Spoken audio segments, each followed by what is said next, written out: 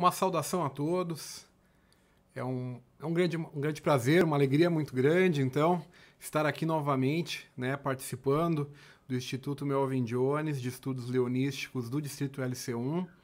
Uma saudação muito especial para o nosso governador do Distrito LC1, o nosso DG Carlos Eduardo Ramos Schaefer.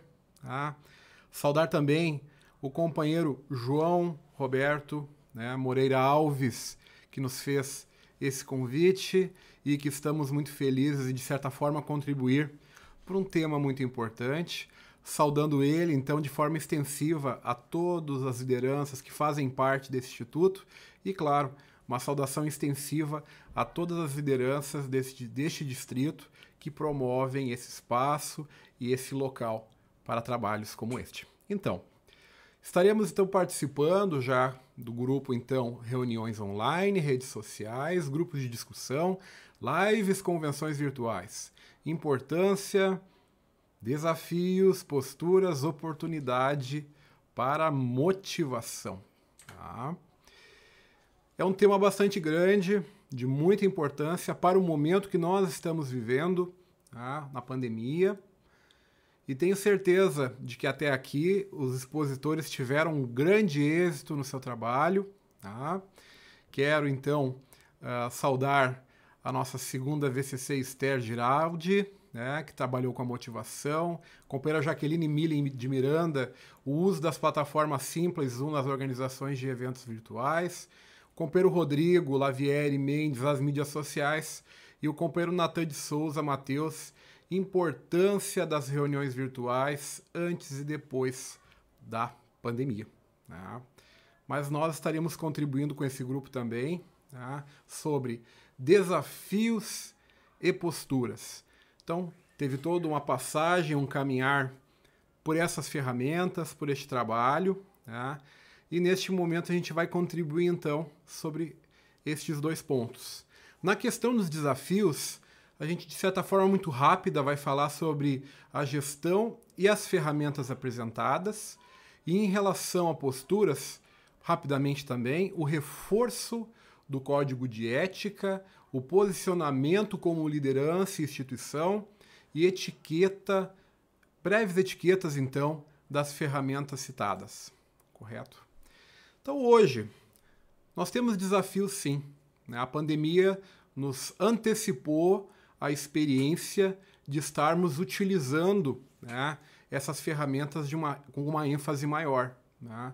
No ano de 2017, 2018, eu tive a oportunidade de ter a função de governador e naquela época elaboramos um planejamento já prevendo o uso dessas ferramentas, né, de uma ênfase maior, né, para a gente se adaptar ao movimento do mundo e para com o movimento do Lions, né? Ou seja, antecipando, de certa maneira, o acesso, né, ao ambiente online na rotina do movimento. Então foi uma experiência muito boa que hoje nos deu bagagem até para estar gerenciando esses instrumentos, essas ferramentas nas ações, inclusive do DMLD, ao presidente ao qual hoje estou exercendo.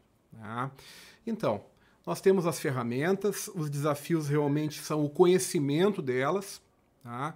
Tomar conhecimento da usabilidade, né, do manuseio, seja pelos dirigentes ao longo do movimento, clube, distrito, né, distrito múltiplo, e assim vai. Então, os dirigentes tiveram que se adaptar à utilização delas de forma muito rápida. Tá? Então, a gente percebe que quanto mais acima que eu me refiro, nos níveis, enfim, de responsabilidade que nós conhecemos, mais, diria, né, de Lions internacional descendo, a tendência é que se utilize mais essas ferramentas. E quanto mais vai chegando na base, né, aí começam os desafios, então, da gente praticar, né, ainda mais. Então, isso é visível para quem acompanha esses movimentos e hoje está presenciando isso. Então, a capacitação para conhecer as ferramentas e também para gerenciar essas ferramentas, né, dentro da gestão. Tá, pessoal? Quando a gente olha para esse trabalho, a gente olha como está aqui hoje essa imagem. Nós temos o planejamento e o plano de ação estabelecido, seja pelo clube, pelo distrito, ou, por exemplo, por um distrito múltiplo, né? E se observa que existem esse trabalho e separado está as ferramentas, né? Existe uma ação, eu não digo individual, mas não existe uma ligação, muitas vezes, com o planejamento e o plano de ação. E muitas vezes também a ausência de um planejamento e um plano de ação. Porque no momento que tu estabelece os objetivos, tu consegue fazer uma ligação com essas ferramentas e as ferramentas vão ajudar a atingir esses objetivos. Então, por isso que é importante fazer essa ligação, os passos do plano de ação, para depois, então, linkar as ferramentas, né? Existe uma independência, um trabalho muito dedicado desses companheiros que se dedicam às ferramentas, mas é importante fazer essa ligação com o planejamento e o plano de ação. Por exemplo, né, nós temos, então, ações ligadas ao quadro associativo.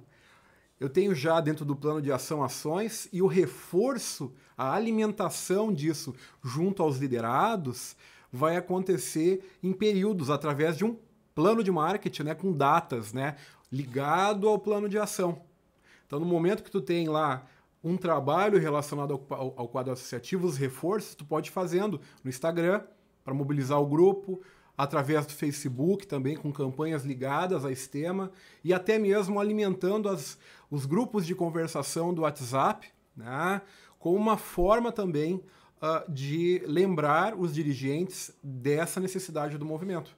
Então, no momento que tu faz um plano já prevendo ações para as ferramentas já alinhadas aos objetivos da gestão, tu começa a trabalhar ligando a atender esses resultados.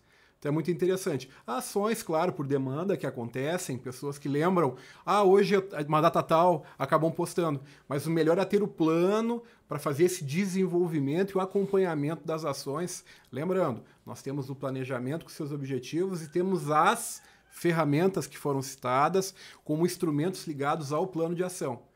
Pode ser um objetivo da gestão, por exemplo, promover a inclusão das ferramentas, né? Mas as ferramentas são elementos que reforçam, né, comunicam, né, os objetivos estabelecidos, né? Elas não operam independente, elas têm que ter uma ligação com o planejamento estabelecido. Tá? Em relação às posturas também, nós temos o código de ética, tá?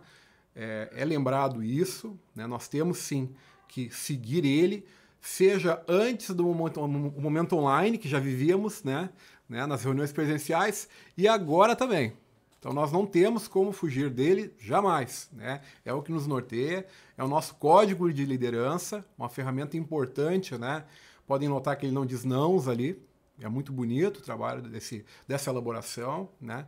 Mas ele conta realmente, né, uma forma que nos baliza, tanto nas reuniões online, como antes no presencial, para as comunicações e as manifestações públicas. Precisam estar alinhados, né, ao nosso código de ética. É extremamente importante. Tá? O posicionamento, né, como liderança e instituição.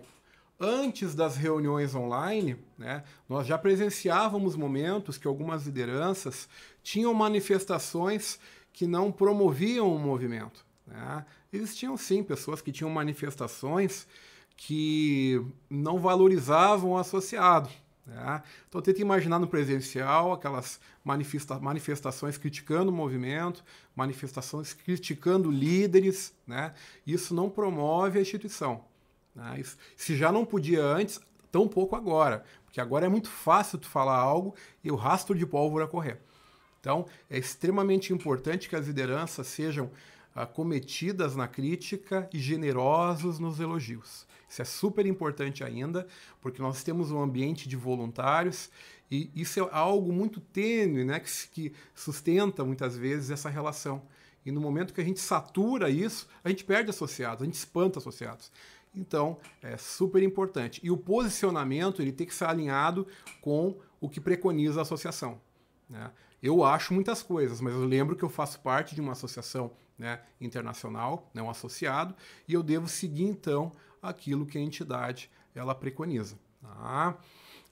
Isso vale também, né, nas redes sociais, né? Lembre-se vocês que muitas vezes nós temos a vida pessoal e a vida leonística quase que pública. Então as pessoas acompanham nossas redes sociais. Então muito daquilo que a gente se manifesta ecoa, né, entre os associados. Não quero dizer que devamos ser censurados, não, mas devemos ser prudentes nas manifestações para evitar desconfortos, né, que possam permitir, então, coisas que gerem má interpretações, e aquilo que a gente fala não é o Jardel que está falando. Eles vão associar que o Lions é assim. Lembre-se disso. Não é o Lions Clube tal que está falando. Eles enxergam como Lions naquele momento. Então a nossa fala é uma fala quase que fortalecendo a instituição, seja de uma manifestação correta ou até, às vezes, de uma manifestação incorreta. Tá? As etiquetas nas ferramentas citadas também, nas reuniões virtuais, há necessidade sim, né, de se preparar para isso. Tudo que está acontecendo hoje, muitas lideranças não estavam preparadas, é normal acontecer falhas, porque é um processo de aprendizado, e no momento que a gente alcançar um nível de aprendizado determinado, a gente vai ter que aprender mais ainda para os novos desafios que virão. Tá? Então é normal que as pessoas não saibam tudo, certo? Então, nas reuniões virtuais, é muito importante testar os equipamentos, estar preparado para operar eles. Né?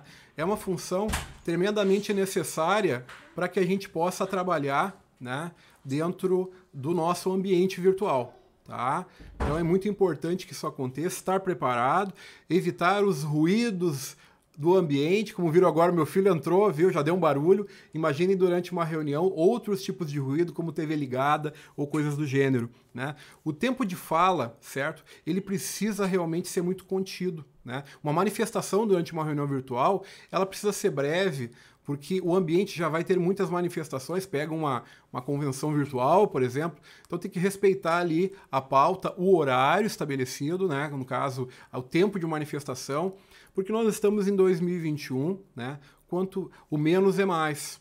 Né? A nossa fala tem que ser muito objetiva. Né? E desligar os microfones no momento que não estão utilizando para evitar, né, atrapalhos até durante que o orador estiver falando. Tá? Um outro ponto para finalizar o nosso assunto são, né, eu utilizo o termo WhatsApp, mas as ferramentas de comunicação. Elas são realmente extremamente importantes para o nosso trabalho do dia a dia e também dentro do movimento. Né? Os grupos, eles possuem regras. Um grupo de Lions, ele segue as regras daquele grupo e também tudo aquilo que nós já falamos antes aqui. Tá? Então ele não está isolado do movimento, ele faz parte do movimento, parte entre aspas, né? Ele está ligado ao movimento, né? E naquele momento tem que seguir as regras daquele grupo, mesmo que muitas vezes ele seja meio solto ou não tenha um administrador ativo. Existe sim, seguimos aquilo, tudo que antecede até agora que eu falei, vale também dentro de um grupo ser ligado ao Lions também, né? Aos associados. O código de ética, ou seja, fortaleça, não tem que falar de política e religião dentro de um grupo de Lions. Né? Desculpa, realmente é totalmente off-topic, né? Não deve fazer isso. Então o associado ele tem que ter cuidado, ser cometido para evitar esse tipo de coisa, compartilhar alguma coisa ligado a isso. Então não é interessante. Tá? Bom dia, boa tarde, boa noite. Não é bacana isso nem nos grupos de WhatsApp de outros assuntos, né? Porque acaba fazendo poluição. Né? A poluição é algo que a gente já vivia isso nos fóruns na internet, tá flodando, né? Tá inundando ali, então isso é algo que realmente no ambiente de WhatsApp também tem, né? Textos muito longos, tá? WhatsApp não é local para fazer dissertação de tese, né? Não é para fazer parágrafos de escrita e nem para ter um fórum de um debate muito longo. São mensagens curtas, objetivas, porque a proposta da ferramenta é essa. Não devemos alimentar polêmicas, tá? Isso é um assunto muito importante. Como falei, existem fóruns adequados para cada tipo de assunto. Daqui a pouco tu está num grupo que tem associados que recém entraram no movimento, que não conhece coisa alguma, aí alguém traz uma polêmica pesada e a pessoa se sente, pô, eu já estou aqui, já não estou curtindo muito, agora estou ouvindo isso, pá, não quero mais isso. Então tem que ter cuidado com as polêmicas, né?